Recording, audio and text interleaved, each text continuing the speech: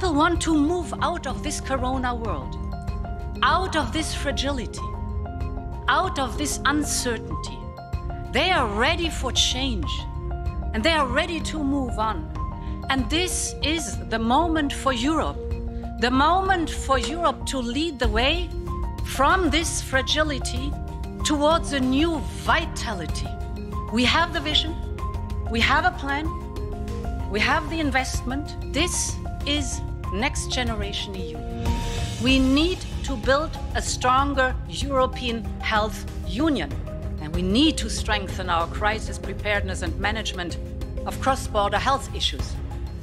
This will show Europeans that our union is there to protect them all. The European Commission is proposing to increase the 2030 targets for emission reduction to at least 55%.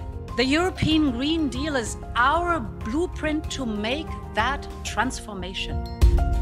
Das kommende Jahrzehnt muss Europas Digital Decade sein. Und wir brauchen einen gemeinsamen Plan für das digitale Europa mit ganz klar definierten Zielen. At the beginning of the pandemic, there was no funding, there was no global framework for a COVID-19 vaccine. This was the moment when the European Union stepped up to lead the global response. Without any doubt, there's a clear need for Europe to take clear positions and quick actions on global affairs. L'avenir sera ce que nous en ferons. Et l'Europe sera ce que nous voulons.